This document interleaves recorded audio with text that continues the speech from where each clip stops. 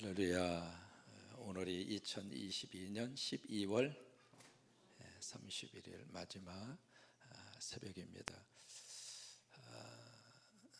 이민 목회를 하면서 하나님이 가슴에 주신 말씀이 시편 46편 5절이었습니다. 새벽에 하나님이 도후시리로다. 저는 이제 그 말씀을 붙잡고 이민 목회를 했습니다. 사실 이제 한국의 목회보다도 이민 목회가 솔직히 말씀드리면 더 힘듭니다. 마치 이민 목회는 선교지 현장하고 거의 비슷합니다. 우리가 이제 먼 나라 가서, 특히 이제 미국에 가서 꿈을 가지고 좋은 환경에서 잘 살고 잘 먹고 그러리라고 우리가 생각합니다만은, 물론 이제 그런 사람들도 많이 있습니다만은, 이민자들이 이제 고국을 떠나고 고향을 떠나고 꿈을 가지고 미국에 오셔서 정착하고 새로운 환경 속에서 언어가 다르고 문화가 다른 그 속에서 삶의 자리를 꾸려간다고 하는 것이 만만치가 않아요. 이제 그분들이 이제 교회에 오셔서 신앙생활 하시기 때문에 물론 이제 단단한 결속력도 없지 않아 있습니다만은, 어쨌든 그래요. 이제 그런 속에서 한 교회에서 20년 목회 사역을 하는데, 그때는 젊었잖아요. 별로 인정도 안 하시네. 제가 30대 초에 담임 목사가 됐으니까 그때 제 교회에 계속 들었던 말이 우리 젊은 종. 그래서 어떻게 이 목회를 해나갈까 생각하다가 그때 이제 붙던 말씀이 새벽에 하나님이 도우시리로다. 그래서 이제 새벽기도 총진군을 그때부터 했습니다.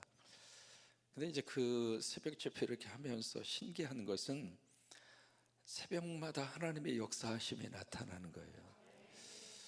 그래서 이제 불치의 병을 가졌던 분이 새벽기도 싸우면서 하나님의 치유를 받으시고, 얼굴색이 어두웠던 분이 새벽기도 하시면서 얼굴이 환히 밝아지고, 깨어졌던 부부의 관계가 새벽기도를 통해서 회복이 되고, 또 감사한 것은 어린 아이들이, 자녀들이 새벽 기도를 하면서 자녀들이 반듯하게 자라주는 모습이 이렇게 눈으로 보여지고, 그러면서 이제 그 말씀이 저에게 있어서는 하나님의 레마가 됐습니다.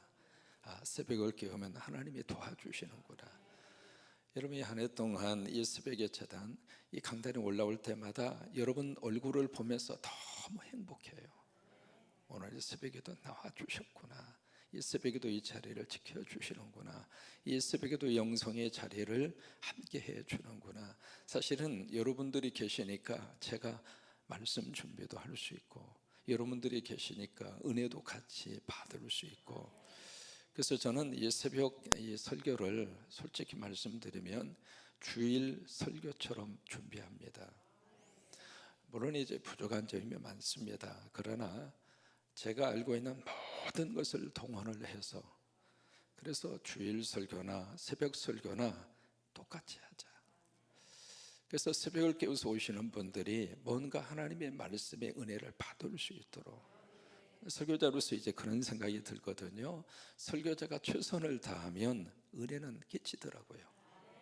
설교자가 할 수 있는 모든 것을 쏟아 부으면 그 말씀 속에 하나님의 기적이 있고, 그 말씀이 살아서 움직이고 있고, 그 말씀이 성도들을 끌고 간다고 하는 것을 저는 매 시간마다 느끼거든요. 그래서 주일날 내가 말씀 준비를 위해서 쏟아 바치는 것처럼 매일매일 저에게 있어서는 이 새벽 강단이 주일 강단하고 똑같습니다. 그런 마음으로 준비하면서 여러분들을 만날 때마다 너무 행복했고, 하나님께서 이 새벽에 여러분들 도와주십니다. 한 해 동안 하나님이 도와주신 것처럼 새벽을 깨울 때마다 하나님께서 도와주셔서 우리 가정을 도와주시고, 우리 자녀를 도와주시고, 우리 사업을 도와주시고, 우리 건강을 도와주시고, 우리 미래를 도와주시고, 우리 나라를 도와주시고, 믿으시면 두 손 들고 아멘. 아직 내리라고 안 했습니다. 이 나라의 미래는 하나님의 손에 달려 있습니다. 하나님이 보호하셔야 합니다. 여러 가지 불안적인 요소 과거에도 있었고요, 그 전에는 더 많았습니다. 하나님이 보호하셔서 이 땅이 이만큼 살고 있습니다. 앞으로도 그렇습니다. 하나님이 보호하시면 우리 나라 누구도 침범할 수 없습니다. 하나님이 보호하실 줄로 믿습니다. 내리시면서 아멘. 잠언이라는 성경 누가 썼을까요? 솔로몬이 씁니다. 그래서 잠언 1장 1절에 보시면 바로 다윗의 아들 이스라엘의 왕 솔로몬의 잠언이라. 이 잠언이 가지고 있는 가장 중요한 주제는 무엇인가 아시겠습니까? 지혜입니다. 따라서 하십니다. 지혜. 이 지혜라고 하는 말이 잠언서 전체 속에서 123번 나옵니다. 우리가 지식과 지혜를 거의 혼용해서 쓰고 있습니다만은 이 두 가지의 개념은 우리 삶에 있어서 꼭 필요합니다. 우리가 잘못 생각하면 지식은 필요 없고 지혜만 필요합니다. 그렇지 않습니다. 여러분, 지식이 우리 삶에 있어서는 너무 필요합니다. 그래서 우리의 관심은 사실은 지식, 지혜보다는 지식에 우리의 관심이 더 많이 쏠려 있습니다. 특히 우리 한국 사람들 같은 경우에 있어서는요, 이 지식 면에 있어서 엄청나게 모든 것을 다 쏟아붓습니다. 그래서 우리 한국의 학구열이라고 하는 것은 전 세계에서 유일입니다. 자식의 공부를 가르치기 위해서, 자식의 지식을 얻는 이 일을 위해서 부모는 모든 것을 다 쏟아붓습니다. 옛날에요, 소 한 마리면 그 집의 최고의 재산입니다. 근데 그 소를 언제 팔아요? 자식 등록금 될 때. 무슨 얘기냐면 내 미래의 재산보다도 자식이 내 재산이다, 그 말이에요. 자식이 대학 가고 자식이 공부하고 자식이 지식의 이 폭을 넓힐 수만 있다면 부모는 재산 1호 소를 팔더라고요. 제가 미국에 살면서 한국에서 건너오신 부모님들 많이 만났습니다. 근데 그분들이 모두가 다 기러기 가족입니다. 부부가 서로 헤어져 사는 거예요. 남편은 한국에 있고 그리고 아내는 미국에 살고 있고요. 그럼 왜 이렇게 부부가 헤어져서 살고 있는가? 누구 때문에? 자식 때문에 그래요. 이게 얼바인이라고 하는 도시가 있거든요. 그 얼바인 도시에 가장 많이 몰려져서 살고 있는 민족이 있습니다. 그 민족이 한국 민족입니다. 왜 그쪽에 몰려 살고 있는가? 이게요, 정보가 얼마나 빠른지. 그쪽 지역이 최고의 학군이거든요. 그래서 이제 기러기 가족들이 거기에 자녀들을 데리고 와서 자녀들을 학교 보내고, 그리고 여기서 아빠는 돈 벌어서 보내고요. 이게 부부의 관계를 희생하면서까지 자녀들의 지식을 위해서 그렇게 투자하는 민족이 한국 민족이에요. 그래서 70년대 이 폐허의 땅을 지금 전 세계 경제 순위 10위권에 올라설 수 있도록, 여러분, 우리나라가 무슨 자원이 있습니까? 우리나라가 뭐가 있습니까? 우리나라는 이거밖에 없어요. 참 감사한 것은 하나님이 이것을 유대인보다도 더 뛰어난 IQ를 우리 민족에게 주셨어요. 한국 사람들은 딱 보면은요, 그 밑에서 일을 안 합니다.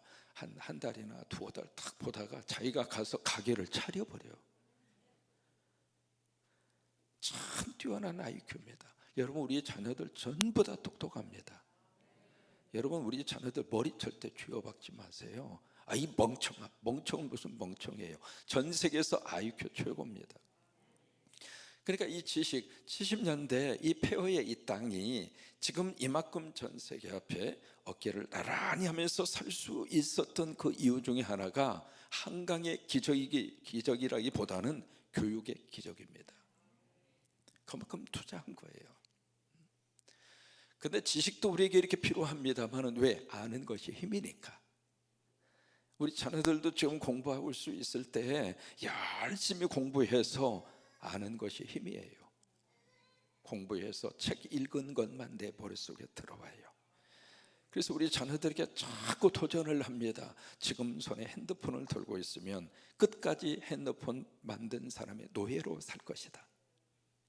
그러나 지금 손에 책을 들고 있는 너희들은 앞으로 너희들이 그 핸드폰을 만들어낼 것이다. 핸드폰 만든 사람의 종으로 살 것이냐, 아니면 내가 그 핸드폰을 만드는 사람이 될 것이냐, 그것은 오늘 너희들의 선택에 달려있다. 여러분, 맞아요, 틀려요? 맞아요. 그러니까 아는 것이 힘이라고 하는 것은 과거나 현재나 미래나 똑같다 그 말이에요. 그런데 두 번째 또 하나 중요한 게 있습니다. 지식만 가지고 되겠는가? 지식이 있는 사람이 지혜가 없으면 어떻게 되는가? 헛똑똑이 돼요. 똑똑하긴 똑똑해요. 그런데 헛똑똑해요. 성경은 잠언 9장 20절에 보시면 지혜를 이렇게 설명을 합니다. 뭐가 지혜인가? 이게 바로 지혜라고 하는 거예요. 같이 한번 고백하십니다. 여호와를 경외하는 것이 지혜의 근본이요 거룩하신 자를 아는 것이 명철인지라. 거기에 경외라고 하는 말을 씁니다. 경외라고 하는 말을 영어로 fear라고 하는 말을 씁니다.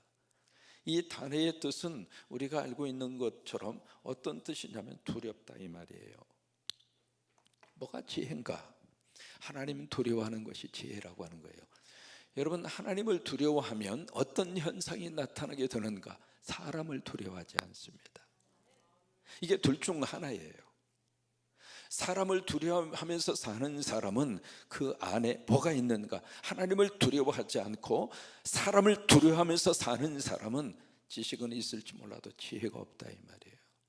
반대로 하나님을 두려워하는 사람은 사람을 두려워하지 않습니다. 그 사람이 지혜 있는 사람이라는 거예요. 독일 신학자 벵겔이라고 하는 신학자가 있습니다. 그 신학자가 이렇게 말씀을 하십니다. 하나님을 경외하며 두려워하는 사람은 하나님이 아닌 것에 대해서는 아무것도 두려워하지 않는다. 여러분, 우리가 이 삶의 지혜를 가지고 사는 것이 행복이라 이 말이에요. 다시 한번 보세요. 하나님을 경외하며 두려워하는 사람은 하나님이 아닌 것에 대해서, 하나님이 아닌 것 뭐가 있을까요? 권력이 있는 사람이든지 아니면 많이 가진 사람이라든지 이 세상에서 잘 나가는 사람이라든지 어떤 파워를 가지고 있는 사람이라든지 그 어떤 것에 대해서도 두려워하지 않는다.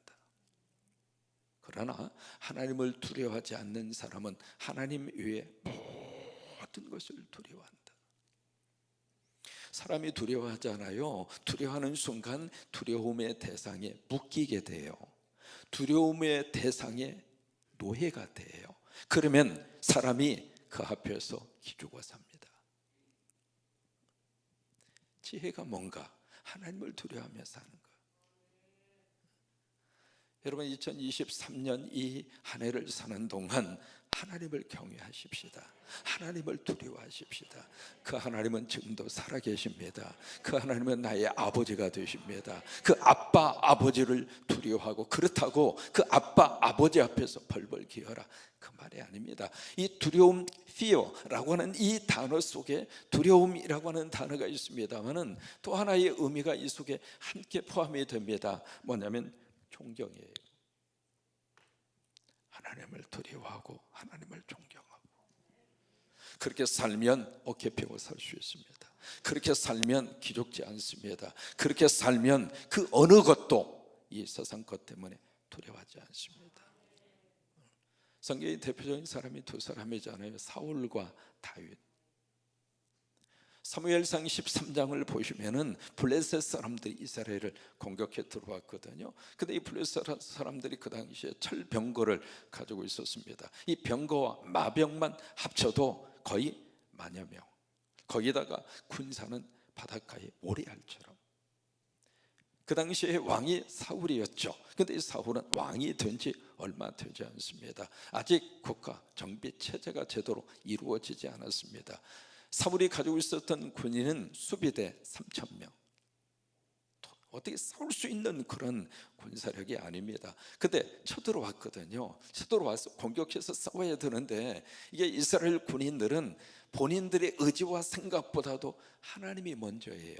그렇게 만들어진 국가예요. 그렇게 만들어진 정치 시스템이에요. 그래서 이 왕위를 할지라도 군대를 동원하기 전에 예배부터 드려야 돼. 제사부터 드려야 돼. 그럼 제사는 누가 드리는가? 제사장이 와야 제사를 드려요. 근데 사무엘 선지자가 나타나질 않는 거예요. 사울의 입장으로서는 속에 지금 다 들어갑니다. 적의 공격이, 적의 함성 소리가 귀에 고막을 치고 있는데 예배 인도해야 할 이 목사는 오지도 않고 한시가 급한데, 그래서 급한 마음에 사울이 본인이 알아서 제사를 드려버립니다. 어떻게 쓰든지 하나님 이 제사 누가 드리든 하나님 받으면 됐지, 꼭 제사장이 드려야 됩니까? 그냥 받으면 되지. 사울의 마음속에서는 하나님 이 예배 받으시고 먹고 떨어지세요, 그런 심정이, 그런 마음이 있었는지 모릅니다. 그래서 급히 본인이 제사를 마치고 군인들을 이끌고 군대로 가려고 하는 순간, 그때 사무엘 선지자가 나타나서 이 사울을 얼마나 호되게 뭐라고 그런지 모릅니다. 왕이여, 당신은 망령되이 행하였나이다. 정신없는 짓을 했습니다. 당신이 망할 짓을 스스로가 선택해서 그 일을 했습니다. 그러는 거예요. 여러분, 왜 사울이 제사를 드릴 수밖에 없었는가? 성경이 기록합니다.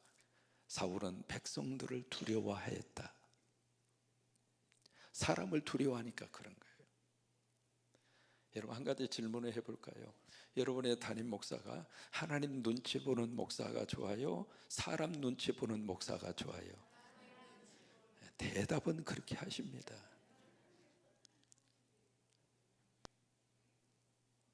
근데 목회를 하다 보면 교인들 가운데 자꾸 자기 눈치를 보라고 하는 사람이 있을까요? 없을까요? 대답은 집에 가서 하세요. 성도들의 머릿속에 우리 목사님이 하나님 중심으로 하나님 눈치 보고 하나님 두려워하면서 목회해 줬으면 좋겠다, 그렇게 생각은 하는데, 실질적으로는 그래도 목사님 내 말을 좀 들어줘야지. 내가 헌금을 얼마나 하는데, 내가 이 교회로 해서 얼마나 헌신했는데, 우리 집 식구가 몇 명인데.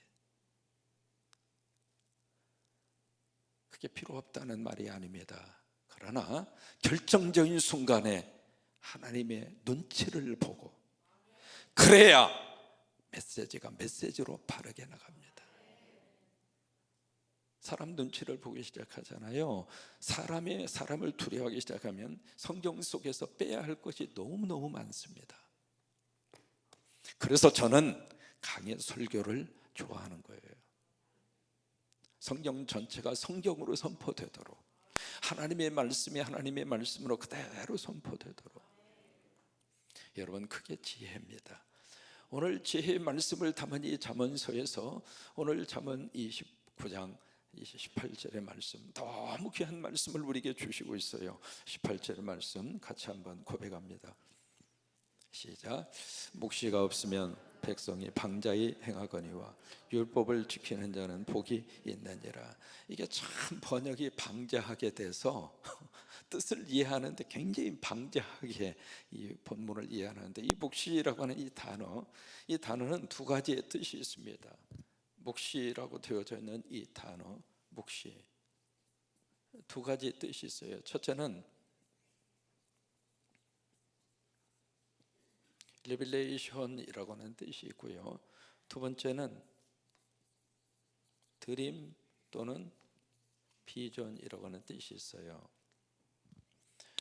다시 말해서 이 묵시라고 하는 것을 계시로 해석하잖아요. 레벨레이션, 계시. 요한계시록을 이야기할 때 영어 이 단어를 씁니다. 레벨레이션이라고 하는 단어를 쓰거든요.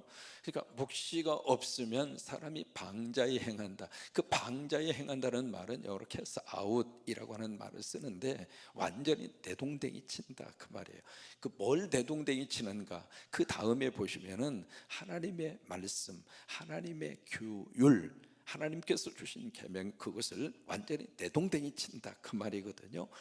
그러니까 이 묵시가 없으면, 하나님이 주시는 말씀이 없으면 그 삶이 완전히 무질서로 흘러간다 그 말이에요. 그 다음에 두 번째로 이 묵시라고 하는 말을 여기 드림 또는 비전이라고 하는 말로 해석을 하면, 꿈이 없으면, 꿈이 없는 그 사람은 그 삶이 엉망진창이다 이 말이에요. 그러니까 하루를 살더라도 우리 속에 꿈이 있는 사람은요, 그 삶을 그렇게 마구 함부로 그냥 낭비하면서 살 수가 없어요. 꿈이 있기 때문에. 그러니까 이 꿈이라고 하는 이 단어를 오늘 성경에서 우리에게 참 귀하게 그렇게 강조하면서 그렇게 말씀을 하시고 있는 거예요. 그러니까 꿈이 없는 사람, 꿈을 가지고 있지 않는 사람은 망한다 그 말이에요. 여러분, 우리 자녀들에게 만약에 꿈이 없다고 생각해 보세요. 그 인생이 잘 풀리겠습니까? 부부의 관계 속에서 꿈이 없다고 생각해 보세요. 그 가정에 미래가 있겠습니까? 교회를 섬기는 여러분 속에 꿈이 없다면 그 교회가 제대로 쓸 수가 있겠습니까? 그 나라의 백성들이 꿈이 없다면 그 나라가 바르게 나갈 수 있겠느냐고요. 여러분, 꿈은 우리 가슴 속에 있는 심장과 같아요. 심장이 뛰어야 사람이 사는 것처럼 꿈이 있는 사람이 삶에 대한 의미와 가치를 가지고 사는 거예요. 그러니까 오늘 이 말씀 속에 그래서 이 꿈이 없는 사람, 묵시가 없는 사람, 그 사람은 백성이 방자히 행하는 것처럼 꿈이 없는 사람은 그 삶 속에 살맛도 없고 또 하나 입맛도 없고. 여러분, 2020년 마지막 이 새벽의 종증군의 꿈이라고 하는 단어, 이 꿈을 오늘 이 새벽에 여러분의 가슴 속에 다시 한번 깊이 붙드시기를 축복합니다. 조그마한 꼬마 하나가 밤하늘에 하늘을 멍하고 멍땡하는 것처럼 쳐다보고 있는 거예요. 그러니까 아빠가 그 아이한테 지금 너 뭘 보고 있니? 아빠, 나 저 달 보고 있어. 근데 그 다음 말이 그 아빠의 귀에 들려옵니다. 아빠, 나 언젠가 저 달에 가고 싶어. 그 다음 아빠의 반응이 중요합니다. 그렇게 말을 하는 그 꼬마 아이에게 야, 너 꿈깨. 무슨 달을 가. 정신 차려 임마. 그러면서 군밤을 준 것이 아니라 격려를 합니다. 그래? 언젠가 너 저 달에 갈 거야. 여러분, 부모님들이 자녀들이 무슨 말을 하더라도 꿈에 대해서는 격려하세요. 안 된다고 절대로 이야기하지 마세요. 내가 안 되는 거지 하나님이 도와주면 되는 거죠. 그러니까 이 아빠가 참 지혜로운 거죠. 그래? 너 언젠가 달에 갈 거야. 30년 후에 그분이 달에 갑니다. 제임스 오윈입니다. 꿈이라고 하는 게 그렇게 중요한 거예요. 그러니까 우리가 어떤 꿈을 가지고 산다고 하는 게 너무 중요한 거예요. 여러분, 언제 우리 속에 꿈이 생기는가? 사도행전 2장에 보시면은요, 마가의 다락방에 하나님께서 성령의 은혜를 부어 주셨잖아요. 그리고 사도행전 2장 17절의 말씀 같이 크게 고백하십니다. 시작. 하나님이 말씀하시기를 말세에 내가 내 영을 모든 육체에 부어주리니 너희 자녀들은 예언할 것이요 너희 젊은이들은 환상을 보고 너희 늙은이들은 꿈을 꾸리라. 환상이라고 하는 게 비전입니다. 비전. 어느 때 우리 속에 꿈이 생기는가? 성령 충만할 때. 그게 아멘. 성령 받기 전에는 꿈이 없었어요. 성령 받기 전에는 이렇게 인생 살다가 끝나나 보다 그렇게 생각했어요. 성령 받기 전에는 그래 부부지간에 그냥 뭐 이렇게. 그러나 성령 받은 다음부터는 그 마음속에 뭐가 생기는가? 꿈이 생겨요. 그 꿈을 누가 주시는가? 성령님이 주시는 거예요. 여러분, 그 꿈은 없어지지 않아요. 상황은 달라질 수 있어도요, 하나님이 주신 그 꿈은 꺾이지 않습니다. 그 꿈은 하나님이 주셨기에 하나님이 그 꿈이 이루어지도록 이끌어 가실 것입니다. 다만 우리 안에 그 하나님에 대한 믿음만 가지고 있으면 돼요. 그러니까 성령으로 충만하면 성령님이 우리에게 그 꿈을 주신다 그 말이에요. 이 새벽에 여러분 속에 성령으로 충만하셔서 꿈을 다시 한번 회복하게 하시고 그 꿈을 통해서 하나님 나라를 멋지게 일구어가는 하나님의 사람들로. 따라서 한번 해보세요. 꿈꾸는 자만이 꿈 같은 일을 이룬다. 길거리에 큰 돌멩이 하나가 거추장스럽게 덩그렇게 있습니다. 지나가는 사람마다 아유, 이 쓸데기 없는 돌멩이. 그러고 지나가는데 한 조각가가 그 돌멩이를 앞에 탁 쓰더니 정을 가지고 몇 시간 동안 막 해요. 그러더니 그 쓸모없는 돌멩이가 멋진 조각상으로 바뀌어진 거예요. 그 조각가가 누구냐면 미켈란젤로입니다. 사람들이 그에게 물었습니다. 그 쓸모없는 이 돌멩이를 통해서 어떻게 이렇게 멋진 조각품을 만들어낼 수가 있습니까? 미켈란젤로가 한 말입니다. 나는 돌멩이를 본 것이 아니라 돌멩이 속에 있는 한 조각품을 꺼낸 것뿐입니다.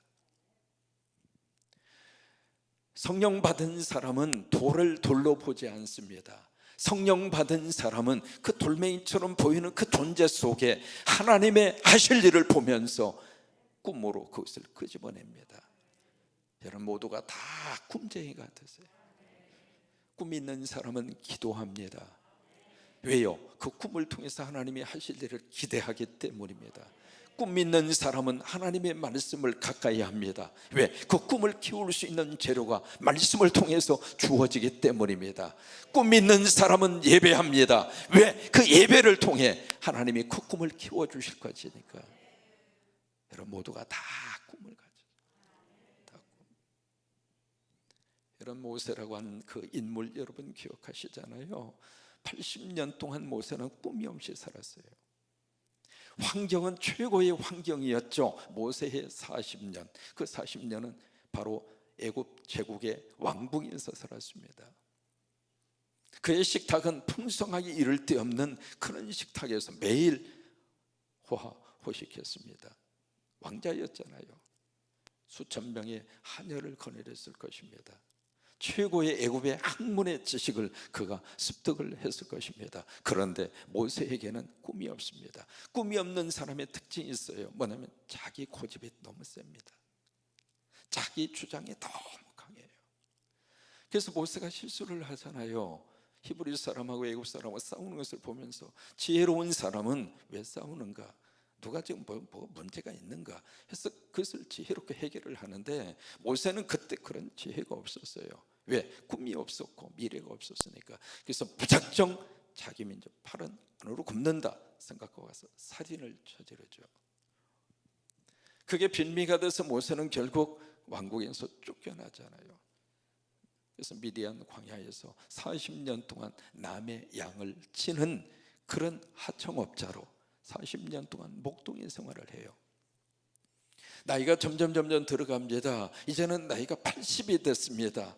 석양에 지는 해, 그 지는 해가 자신의 삶하고 너무너무 비슷합니다. 이제는 내 인생 끝나나 보구나. 여러분 꿈이 없이 세월이 가면은 하루하루 나이 먹고 하루하루 해가 바뀔 때마다 사람이 처량합니다.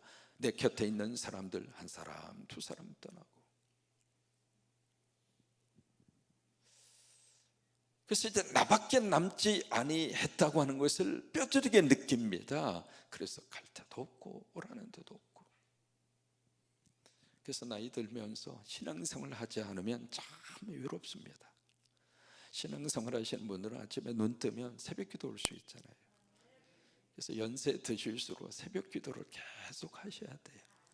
새벽 기도 하시면서 사람 만나고 여기서 은혜 받고 여기서 관계를 회복하고. 그래도 신앙생활 하시는 분들은 연세 드셨다 할지라도 그 다음에 교구 목사님이 연락해 주시고 교구의 지역장님이 연락하시고 구역장님이 연락하시고 그래서 인간관계가 형성이 되는 거예요. 민생활 안 하시는 분들은요 나이 드시면 드실수록 자기밖에 없습니다. 자기 홀로밖에 못 사는 거예요. 그러다 보니까 이게 뉘엿뉘엿 나이 80에 모세의 마음속에 삶에 대한 무슨 의욕이 그렇게 젊은 시절처럼 그렇게 막 타오르겠습니까? 근데 어느 날 가시떨기에 불이 붙습니다. 불이 붙었는데 신기한 것은 그 떨기나무가 불에 타지 않는 거예요. 자연 현상을 뛰어넘는 초자연적인 현상을 눈으로 목격합니다. 그래서 신기해서 모세가 가까이 가죠. 그 순간 음성이 들립니다. 모세야 모세야, 네가 발로 밟고 있는 그 선 땅은 거룩한 땅이니 네 발에서 신발을 벗어라. 지금까지 네가 신발을 신고 삶을 80년 동안 살았는데 이제는 그 신발을 벗어라. 여러분 신발이라고 하는 것은 뭔가 이력서입니다. 우리가 걸어왔던 자국이 이력서입니다. 학교 출입의 흔적이 학력입니다. 세상의 모든 직업을 가지고 살았던 그것을 경력이라고 합니다. 그러니까 신발 신고 살아온 자국이라 그 말이에요. 벗어라. 무슨 얘기예요? 이제는 내가 주는 신발을 신고 살아라, 그 말이에요. 그 순간 이 모세는 불로 임하여 오시는 하나님을 호렙산에서 만났습니다. 성령 받은 거죠. 불 받은 거죠. 성령으로 충만한 거죠. 그때 모세의 마음속에 꿈이 생깁니다. 너를 통해서 내 민족을 구원하리라. 여러분, 이게요, 성령의 충만함의 역사가 우리 속에 꿈으로 나타나게 되는 거예요. 내 나이가 어때서? 모든 거 이제는 다 끝났는데 끝나기 뭐가 끝납니까? 아닙니다. 새해부터 시작하십시다. 새해부터 꿈을 가지십시다. 매일매일 꿈을 가지고 기도하고, 나를 통해서, 아니 우리 자식들을 통해서, 아니 우리 손주들을 통해서, 아니 내가 섬기는 교회를 통해서 주여 하나님의 꿈이 이루어지게 하옵소서. 꿈을 가지고 성령 충만함으로 새해를 시작하시고 한 해를 잘 마감하시는 오늘 새벽에도 송정우리 여러분 모두가 되시기를 주의 이름으로 축원합니다.